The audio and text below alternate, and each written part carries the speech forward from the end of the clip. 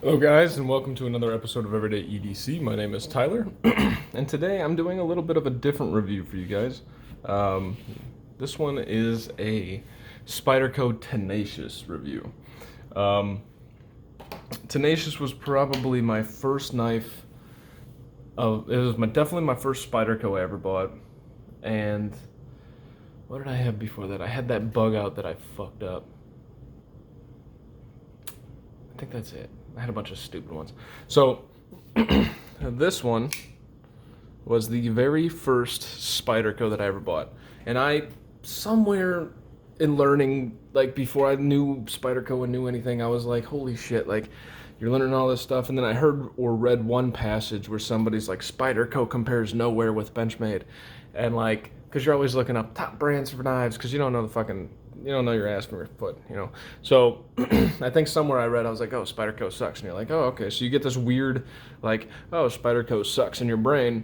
And then you become a knife guy, right? You delve headfirst into the world. You start learning all these things, and you're like, what the fuck? Like, where did I get that impression from? So I started down this path. And by the way, Spyderco is probably my favorite brand-ish right now. CVV's awesome, you know, CJRB's awesome, Benchmade's awesome. Like, I think Spyderco knives right now, probably because I'm in love with my Manix too. But anyways, I digress. So I get this knife, and I don't know if you guys saw my thumb. That's what fucking happened to my thumb, was this knife. Like, I was fucking around with this knife and it fucking damn near sliced off the tip of my thumb. Sharper than shit out of the box. Anyways, so I was going through this thing, right? I first always liked the straight blades with the serrated edge. I was like, best of both worlds, yeah. And then I started reading more on it, and you start listening to everybody's opinion, and you kind of realize, like, everybody kind of hates, like, the serrated plus the straight, because you don't really get much of either, which, you know, take it for what you will. It's your own personal fucking preference now. I wish I had more of my own self-awareness at the time. But so what I ended up doing was my first real knife aside from the Benchmade was a James brand Folsom, which nowhere near worth the price that you paid for it. Actually, it was the Carter, and then I got the Folsom, and I loved the Folsom at first. But anyways, I digress. So I went from the straight with the serrated to a straight. The reason I got the full serrated was I don't intend to get a bunch of full serrateds. I really don't like full serrated knives, but I understand their purpose, right? You want to work outside, you got some limbs or something, you got to go through, you're doing weeds, and you find a little tree that you got to fucking cut down. And by little tree, I mean like 1/4 inch thick, right? But also at work, I run an apartment where we're constantly hauling aluminum. We probably haul about 1.5 million pounds of aluminum to our furnaces that we melt. So we got to haul the aluminum, move the aluminum. Anyways, we get those bandings wrapped up in our axles. And what I would do with a serrated knife is go there, and you could cut actually through the aluminum with this knife and cut the little bands. You know, they're not super thick. It's like, you know, 10 gauge or 16 gauge or something. But that's kind of the story behind these two, and I decided to get kind of a twin brother situation going on. So I'm going to do a review on these, and we're going to move on. So anyway, that's my thoughts. It's like I skipped around like a son-bitch fucking idiot. That's my thoughts on like how I ended up with the Spyderco, where these came from. So the blade stock thickness is, whoa, like, liar. What the fuck just happened? Hold on. That's how I ended up with the Spyderco world. That's how I ended up with Tenacious. That's how I ended up with my thumb fucking ripped off. So they're both 120 thousandths thick. These are the lightweights, by the way. So the behind the edge thickness is hovering between a 0.1 and a 0.2, which tells me it's at like a 0.14. It's probably a significant digit throwing it off there. But I'm telling you, this knife was my first. I'm like, this is the one that I'm like scared to touch because it fucking ripped off my finger.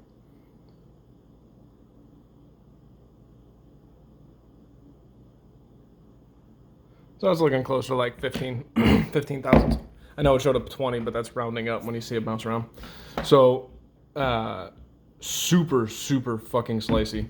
These, I don't really know how to do it behind the edge thickness, obviously. You got a chisel style grind here going, as you can tell.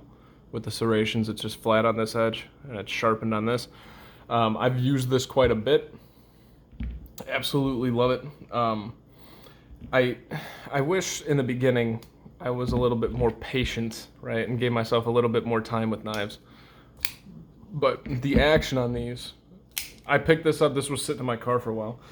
The action on this guy, especially the serrated one, is actually pretty stupid. It feels great.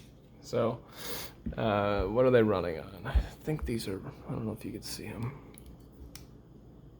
Really half-ass fucking review.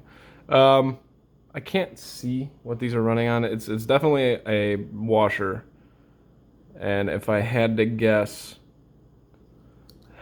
I don't want to say phosphor bronze, but it's pretty fucking thin. I'm not sure. Ooh, look how dirty that is on the inside of there. So these are running on washers. I'm not sure if it's phosphor bronze or Teflon. I probably should have looked that up before the video, but suck it. So this is coming in overall length at about 8 or 7 3/4.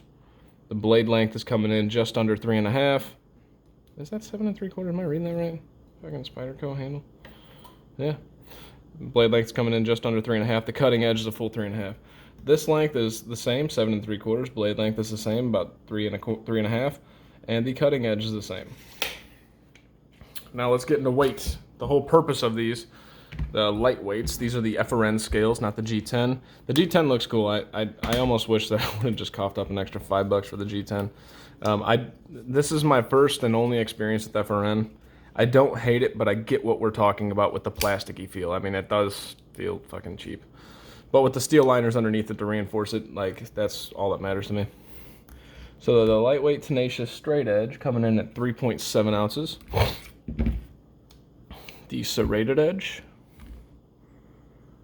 coming in at almost 3.7 ounces. It's about a 0.02 of an ounce difference.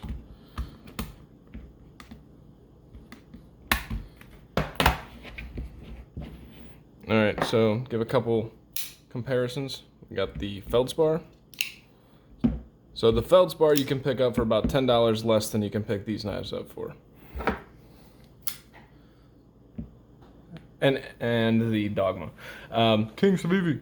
So let me stop here because these are the budget brands.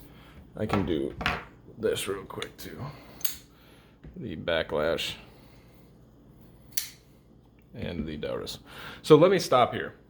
What I kind of want to elaborate a little bit on is this is a $45 knife, okay? This is like a $47 knife. This is a $42 knife. This is a $35 knife, and this is like a $55-ish knife. I don't remember what the Doris costs. My point being is these are all budget knives, guys. And as much as we want to brag about Civivi CJRB Tucson, which, heads up, go watch the Cedric and Ada video of the Tucson where he did the testing on it on the S90V blade. It's kind of depressing. I was really excited to do some reviews on those knives until I watched that. Which we expected for the price, but, you know, anyways, moving on. So what I'm getting at is these are all, as much as we love those brands, let us never, ever forget. I mean, Spyderco and Benchmade decimate the, I would say, this is a complete guess, but I would have to guess at least 40 to 45, maybe even 50% of the market together. They're decimating it. I mean, they're the two biggest fucking knife brands. They're always coming out with sprint runs. They got the custom shop. They got all these different, you know, the Benchmade 940s going on forever. You got the fucking Spyderco Paramilitary 2 that's, you know, everybody's wet dream. So what we need to remember when we're reviewing these budget knives, why don't you just go to fucking Benchmade or Spyderco? Is this on bearings? No. But do I get a fucking great ergonomic grip with that? For sure. One that I get with this, and one that I get with this as well. But you're kind of getting a stylized knife versus a knife. Like these are style. right? I feel like you put these in your pocket, you got a little bit of flair to you. I feel like you put this in your pocket, there's no fucking flair to you. Like you're not going for fashion or style or anything. I feel like you're going to go do some goddamn work, right? Similar to this. This is the Aus 8 version of the Rat 1. That's a fucking $31 knife.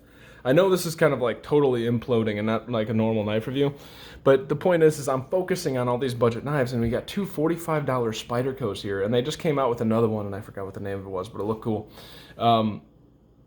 Guys, these, like, am I going to refer somebody to a Civivi knife versus a Spyderco? Maybe before I did this review, but like now that I'm doing like a gut check, like go get a Rat 1 or a Spyderco. Seriously, like that should be your first fucking knife. If there's a Benchmade, like a cheap Benchmade, which I don't know if they branch off into there. I'm not sure how low Benchmade really goes for something that we can talk about. Maybe the mini grip or the Griptilian. But which is also fucking awesome, but you're breaking the 3 digits right there. It's like $101. So, awesome knives. Let's get back to the review. Shit, I forgot what I was fucking doing. Alright. Well, now that we've kind of shown, here's the Rat Model 1 and the PM2, its older brother. Dirty as shit. I have never used either one of these knives, really. I use them for reviews, and I want to keep them as good shape as possible because they're review knives.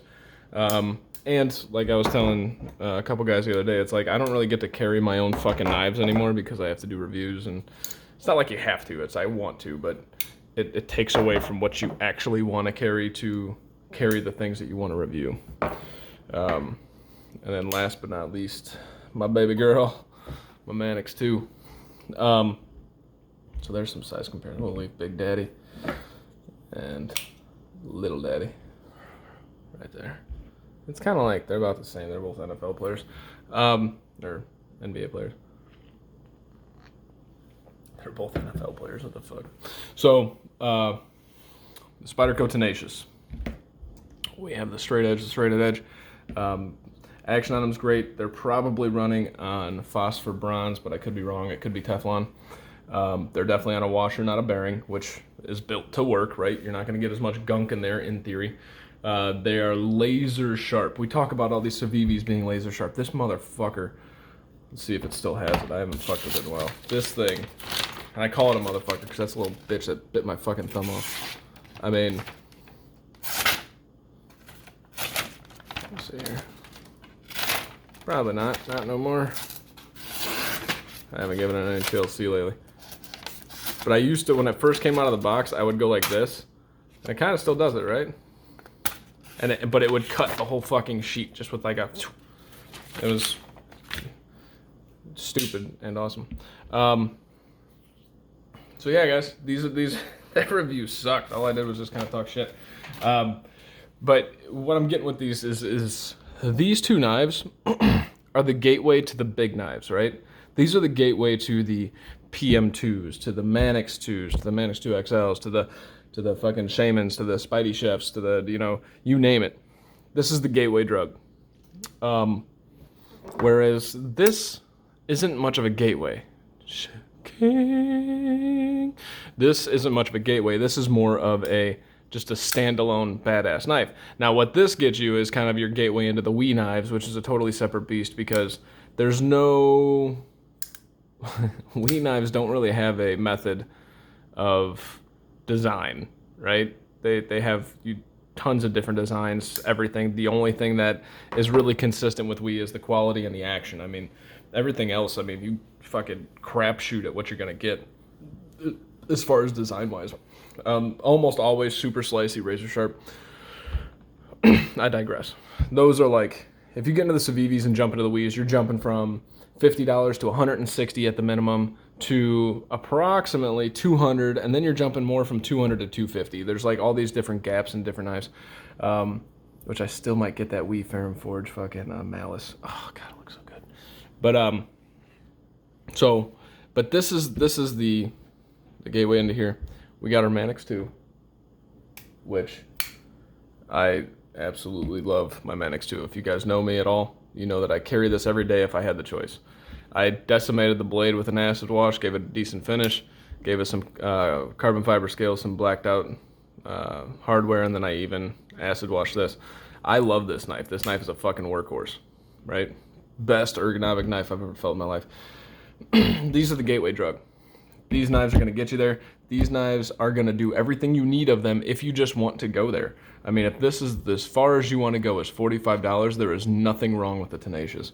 Even the lightweight. The FRN, it doesn't feel cheap. Yeah, a little bit in your hand, but, you know, I don't know. It doesn't bother me because you know what you're getting. This is the budget brand of Spyderco. Not budget brand, but... So, long story short with the Tenacious. Do they carry well? Well, no. They're a fucking Spyderco. Spydercos aren't known to carry well. Look how tall they are. Like I said, this is a shitty fucking review because I'm not really giving you too much information. It's talking shit. But do they carry well? No. I mean, no, they don't. But are they gonna do the job? Is that thumb hole probably one of the best opening mechanisms? Is a liner lock probably one of the most straightforward standard opening mechanisms? Are they light enough to carry in your everyday work? Are they gonna fucking cut anything that gets in front of them? Are they gonna break? Chances are no. You know, you can't go out and beat the shit out of these, but this is a fantastic freaking knife for your everyday carry. If all you had was one or two knives. Like I was such a dork. I bought this one and I bought this one. So I could have a full serrated if I need it and a full straight edge if I needed it. And I carried them both around with me every day. Love these guys. Love the twins. This one actually stays in my car pretty much permanently. But that's it, guys. You know, I didn't talk about the lanyard hole. Ambidextrous pocket clip. You can do it tip up, tip down. And that's on all of them. I don't know if the G10 has that. It is not a deep carry pocket clip. See, I told you this review sucked. Not a deep carry pocket clip, your standard Spyderco pocket clip, but it doesn't matter. These are fine.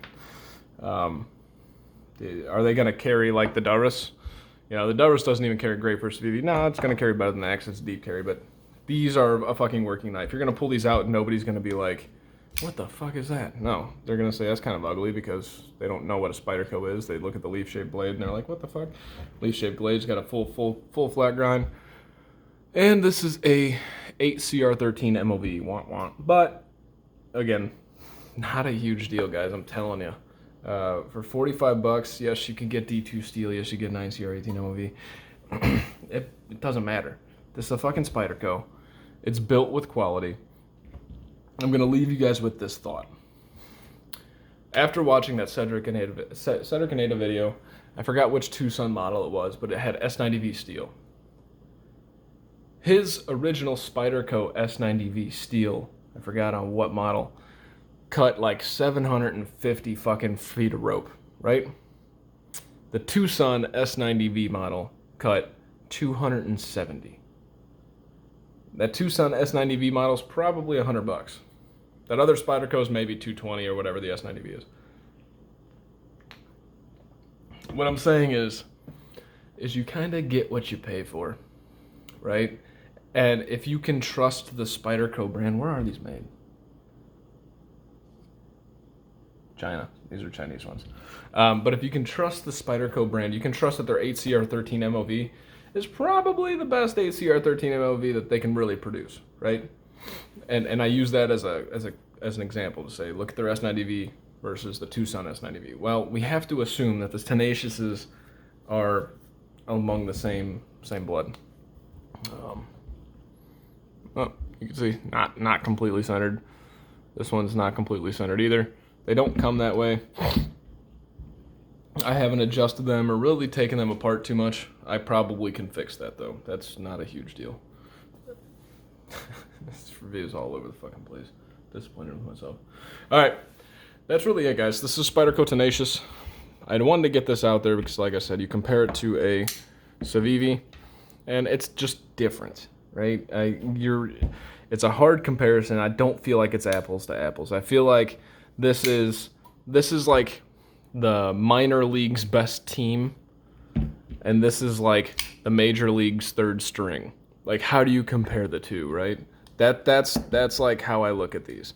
Minor league's best team, major league's third string guy. Probably can still hang with the minor league's best team.